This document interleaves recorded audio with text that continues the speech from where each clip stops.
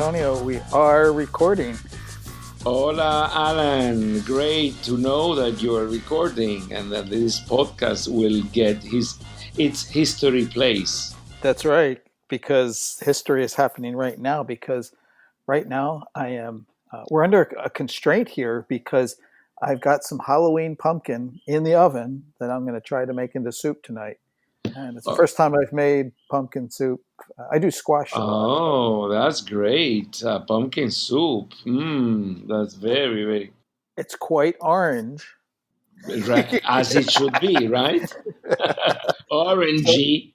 Well, it on could elections night, it could mean something we don't know, but this could be an omen that there is something orange in the well. oven. Let's do something, please. As soon as the seeds are toasted, you place the seeds on a tray and try to read them, and then you tell me what the seeds tell you. All right? that that's exactly how the process works, right? Well, if you want to eat the seeds, I guess you have to do that. I don't Yes. know. I never did something like that. Oh yeah, Actually, I actually I do I scoop out the seeds and I often roast them. I did this time, so we got a big uh, batch of roasted oh seeds. They're wow. quite tasty. Yeah, So you bake a lot and you make pizza a lot in the outside grill, right? You like to cook pizza on the grill. I do like that. Mm. Actually, my sister Harriet taught me. The first time was on she and her husband used to spend their winters living on their sailboat over in the Bahamas. And Uh, one time I went to visit, I spent like 10 days with them, and she did a pizza on a little Smoky Joe barbecue hanging off the back of a sailboat. And so I said, I got to get your recipe because this is good. I'm sure it must be very good indeed. At least Yeah. from your photos, they seem very nice, I have to admit they're pretty good. And so yeah, I'm relatively new to cooking, but I like it. And and it's fun. it's experimental. It's fun. It's messy. Uh-uh. And if all things go well, you get to eat. So that all works. Yeah, and you fill them up with almost every sort of vegetable and sausage and stuff you have around, right? Well, usually, what's in the refrigerator Exactly. is what goes on the pizza. Beautiful. In fact, I've been using this metaphor for one of my projects. I'm working with BC Campus and Clint Lalonde project where faculty are using H5P. Yeah, the kitchen metaphor, you mean? Yeah. So Explain that that, please. Explain that on the podcast. yeah, well, it was my idea. I when thinking of a new project, especially if there's a website, it always helps me to have some kind of metaphor to help organize it around. And we talked a lot about the fact that these are somewhat experimental things that people are doing, and that cooking, that whole thing I just mentioned, cooking can be messy. Um, Generally, you might have a recipe, but there's not like one perfect recipe, so you're free to change up the recipe. And so it seemed like something that could work as a kind of good metaphor, also because we wanted to somewhat form a community. And you probably know that when you're cooking or someone in your house is cooking, a lot of times you tend to gather in the kitchen and you Yeah. talk as you do things. And so yeah, that's it's worked out really well. We're about a month away from the end of the project, and it's been a lot of fun to work on. Great. Yeah, I've been following that idea of metaphors actually that you like so much using, and in fact, I mean it's pretty beautiful. I mean, uh, a lot of mythology is metaphor based. Now that I think about it, and I think before the modern age, we used metaphors a little more. Wouldn't you say so? Oh, Interesting. So you mean because we have so much that's literal and visual Yeah, that we don't need them? I think Yeah. so. We are so many concrete stuff that we're, in a way, we have, well, somebody could say we have lost the ability to tell stories, to invent stories about those things. But in reality, there's plenty of literature and theater and music that are built like that. So perhaps this is not even in the slightest way true what I'm saying. I don't know. Just a thought. That would be sad if we are in need of. It's an interesting thing to think about. I I would think there's still obviously lots of room for thinking that way. Um, so I'm not saying I disagree. I don't know. Like Yeah, I don't know either. Yeah. it's like a lot of times if you make like you try to make a generalization, they're based upon your experiences. So we were talking about before the call. We were talking about learning management systems, and so I would draw my conclusion solely based upon my experience, but Yeah, I don't have everybody else's experience. of course. Yeah, yeah. Yes, indeed. Well, I probably think may have confused a little bit the idea of metaphor with the idea of myth or yeah, which are connected. We are two connected ideas, but not the same. I think, you know, I mean, you're saying maybe with so much media and things that we have around us, you know, in terms of movies and books and podcasts and stuff we read Yeah, on the web, that we don't communicate as much through kind of storytelling traditions. yeah, that's probably. I mean, in a way, what I may mean, I don't even know what I mean. What I mean is that we had such wonderful kind of stories before. I love them, the stories of mythology. We invented beautiful ideas from Apollo or Vishnu or those magnificent ancient gods.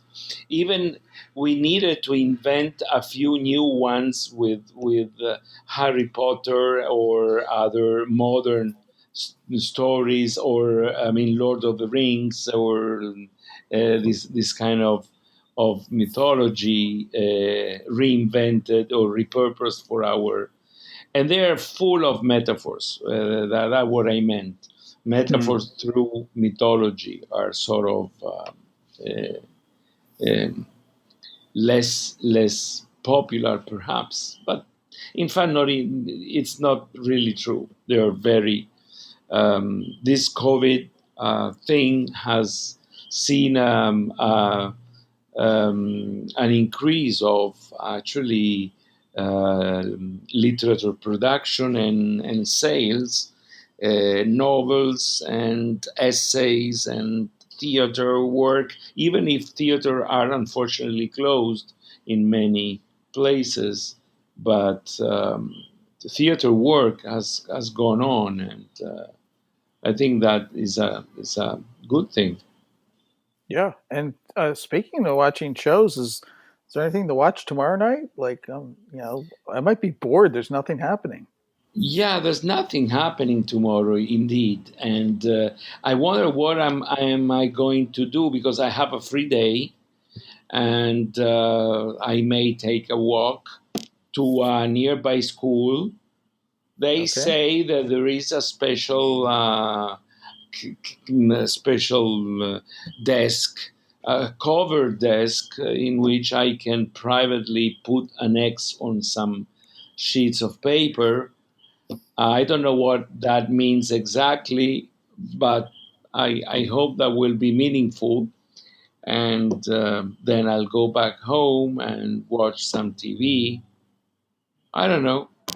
What are you doing tomorrow? One would hope that acts like that, you know, and add up to something of meaning that would be mythical. Mythical, exactly. I will see tomorrow what meaning my ex will converge to.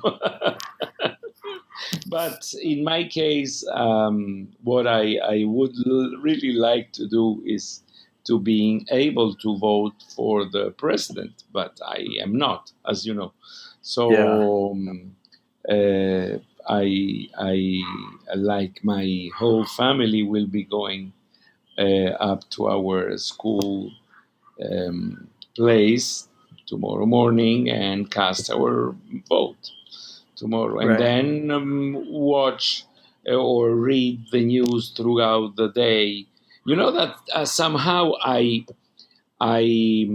played with the idea of restoring for a month or two my cable TV subscription, because somehow I told myself, well, look, maybe it would be nice to watch a little bit of MSNBC or CNN or whatever.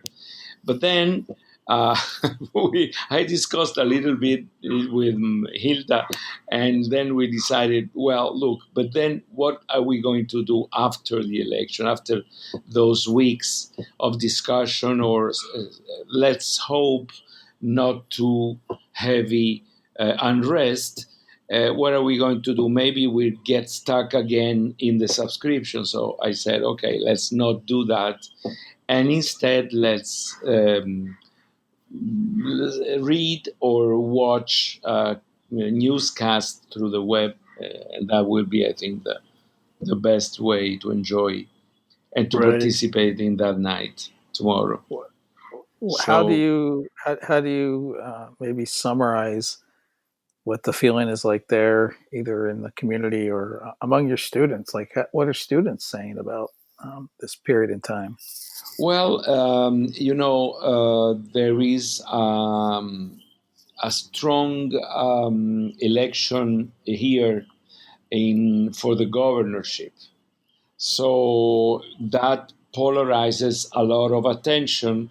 And of course, everybody here is very interested in what's going to happen in the US, but the election here takes hold of people's attention a lot.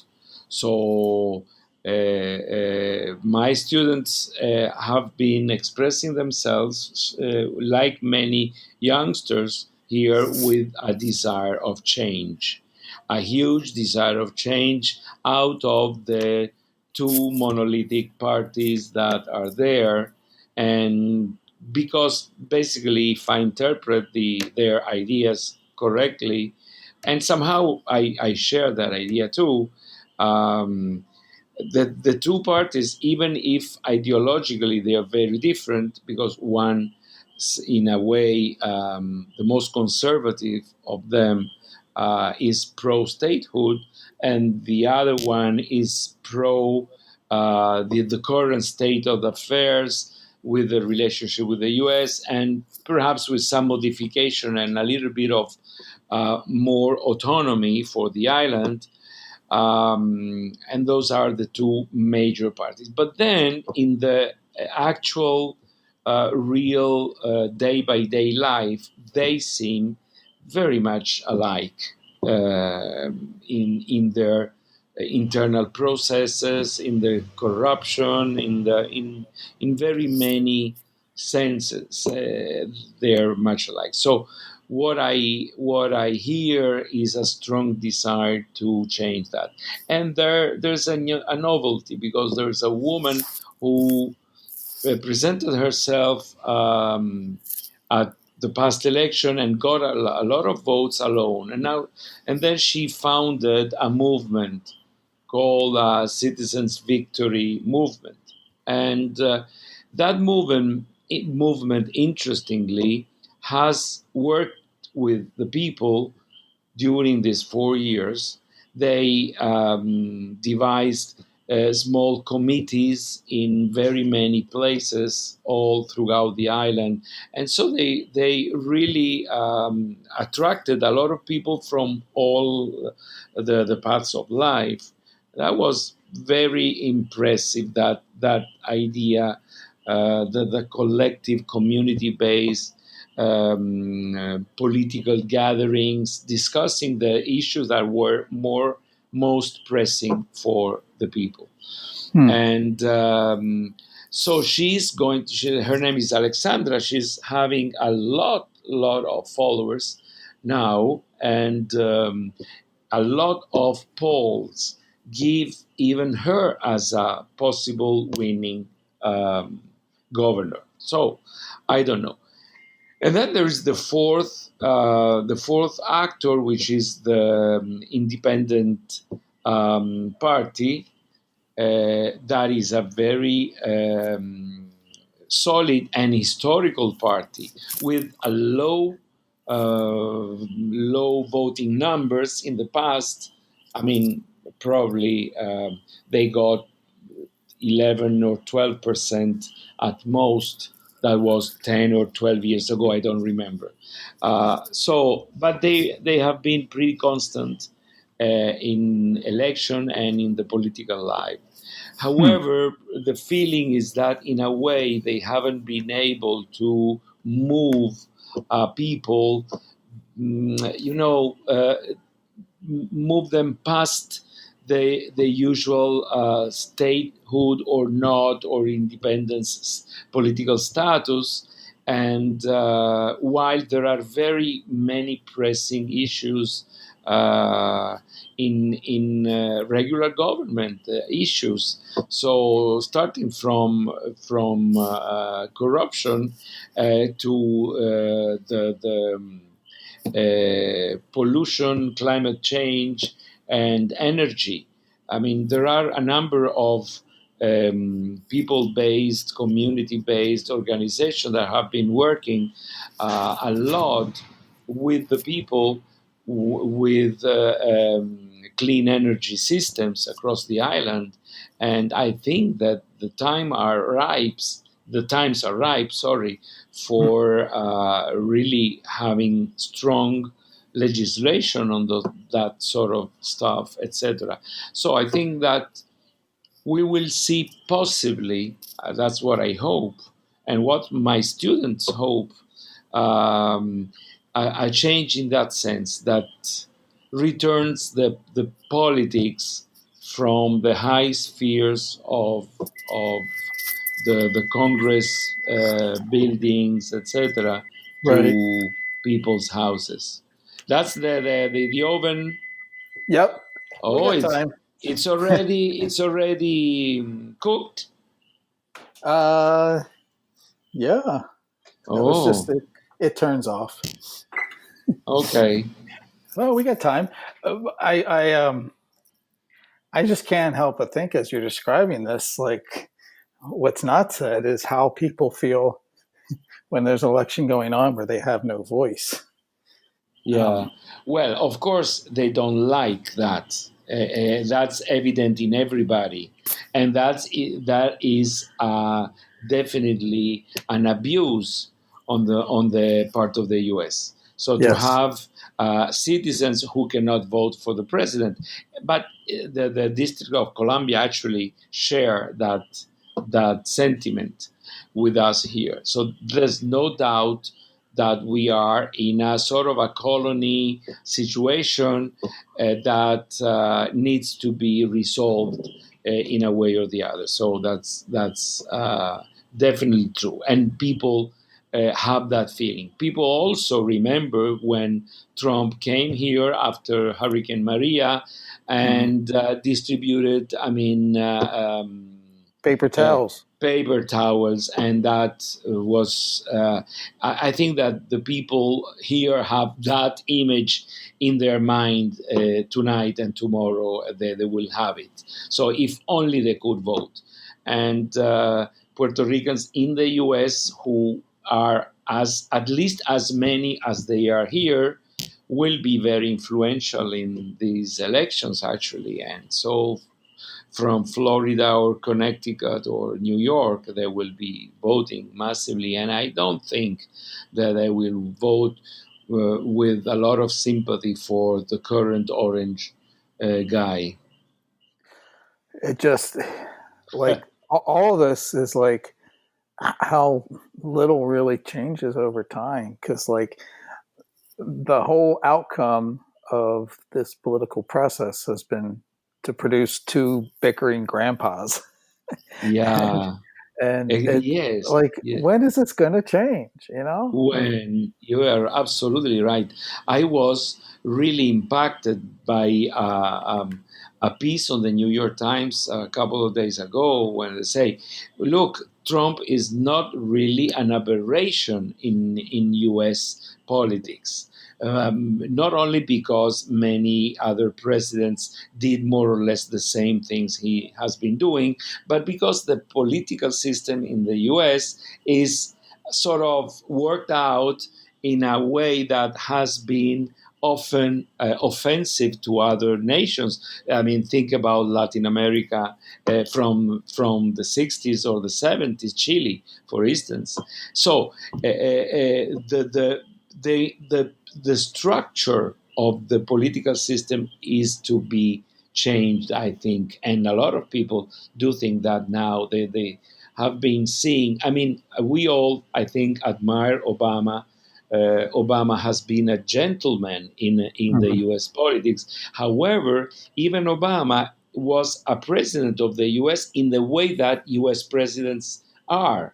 So that need to change in a profound way, and I don't know if I may sound, a little arrogant.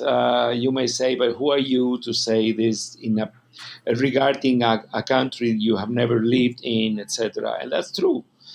But that's the feel that I have. I think that there's a change that needs to be addressed. Race issues need to be addressed at last. Policing issues need to be addressed, definitely. And of course, the whole planetary movement toward this neoliberal society doesn't help to to have a society that we really feel comfortable with, Yeah. and that's happening almost everywhere, unfortunately. So, Speaking of the last presidential president, the we watched on TV the documentary.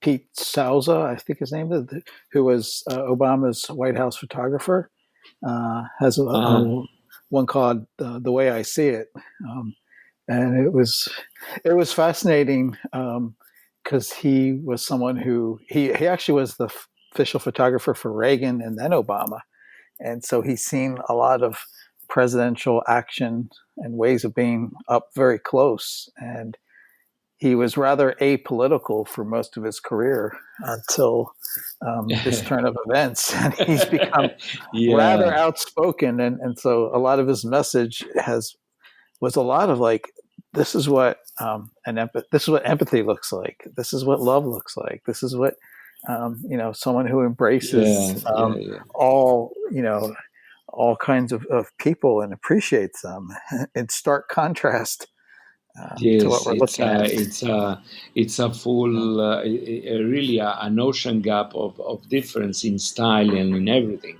And Yeah. have you seen the GIF, or at least the video of the basketball Yes. in the yeah, that's amazing. That's really uh, something. Who is, I think that he is from that scene. He seems to be a very well-centered person. Yeah. I don't know, um, self conscious, and at the same time, um, really enjoying simple things, and a little bit of humor too. That's really amazing. It's just mind boggling to try to put together the pieces of how we went from the Audacity of Hope to Yeah. the orange pumpkin baking in my oven. Yeah, yeah, yeah. Exactly. No metaphors intended in this case. No, no, it's very factual and literal. Exactly. Very literal in this case. Yeah, yeah, yeah. Well, it's very interesting times, and unfortunately, I have to say that I don't know if you remember, but we have in Italy a very um, not at all gentlemanly person who was prime minister, unfortunately, for Yeah. 15 or more years. You remember Berlusconi, Oh and yeah. he's a very Trump-like character, actually. So a little bit less extremist, I have to say. So Trump actually helped us review our attitude toward this guy in favorable terms, but still, a clownish person, always in need of attracting attention to himself. I mean, feeling the one show they're doing, a one man show. I mean, it's amazing. Hmm. And that brings me to another issue that I have to say, how foolish often we men are, because I have to say, I don't see this kind of fully self-centered boyish behavior in women, especially in Nope. grown-up women, right? I No. have I have that impression. So I don't know. Well, Let's just exit. Let's leave it at that. well, yeah, yeah. Anyhow, I'm so glad to be able to talk to you and to have transformed our podcast into a real conversation. I mean, it always was like that. I mean, but to taking a little bit of care of that conversation is very nice. Absolutely, absolutely. So we're definitely on a roll here, Antonio. Yeah. I like that. And streamlining the final production. Well, in my case, I took some time because of all the work I'm doing. I have really little time, I have to say, but I will always find a little niche of time to do this. In fact, I'm also thinking about restoring my old Zen of Teaching project and to begin again another round of interviews that I can this time, um, uh, propose like a podcast. So let's see what happens there. I would stand in line to see the Zen of teaching come back. That was my first exposure to your work, and so Thanks. Yeah, it's a long time. I have that project abandoned almost. I always think about it. I sort of publish stuff. We coincided actually in one activity, but I wasn't there in to actually enjoy the activity itself. But I need to undergo a little bit more action there. So I'm really toying with this idea of going back and do something with that. Simple stuff. So without too much production timing or editing or that sort of things. okay, we'll talk about it on our next show. Yeah, that could be a good idea indeed. Yeah. No pressure. How's your photography? I'm good. I'm trying to. I'm kind of sliding back into getting. I'm taking them every day, but I'm posting them every couple days. But I did see that your una foto de Cada Kadia día, yeah, is running again. So it is. I tried to do a few. Maybe two or three behind, but I'm always Yeah. glad to see that you do that. And we look at the numbers. You've been doing this since 2016, so it's had a lot Yes, of activity. indeed, it's beautiful. It's a nice space, and I'm so, the students I have this semester, they're great. They're very, attentive, and many of them are enthusiasts of what we're doing. Oh, good. So that's really nice to know. And they're enjoying themselves with the photos every day, and the challenges, and the podcast that we're doing, and the other stuff through Twitter. And so I'm really glad. And that That's the Una Foto Cada Dia is a sort of a stronghold of the whole class. It's the center of the class in a way. And so let's see if we can arrange before the end of the semester a little conversation with yes, my students. It would be that good for you? yeah. I would love to do that, and I like how they the students suggest the ideas, and they're credited when they go out. So I would be happy to Okay. come and talk with them about it. Great, let's do that. I will. I will. The class we meet on Wednesdays at 12:30 p.m. Okay, that works. More or less. So it should work. There's not a huge difference with your place in Nope, terms of nope. That's hour. very doable. Okay, And great. you'll see a picture later tonight of the orange soup. Please, please. So what? Just to, I guess, to finish because you need to go back to the oven, I guess.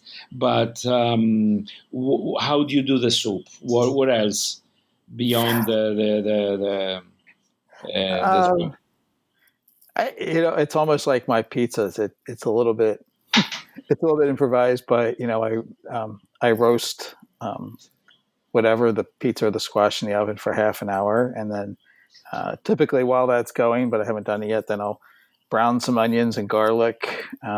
Generally, I use some like chicken broth as a stock, Okay, and I might add in some other vegetables like mushrooms and green onions if I have it. And then I'll let the fleshy stuff simmer for about half an hour, and then I mix it and blend it up in. I have a Vitamix, and so that okay, thickens it up nicely. And then I put it back in the pot and season the hell out of it. and that's it. That's nice. Yeah, So you're using a Vitamix.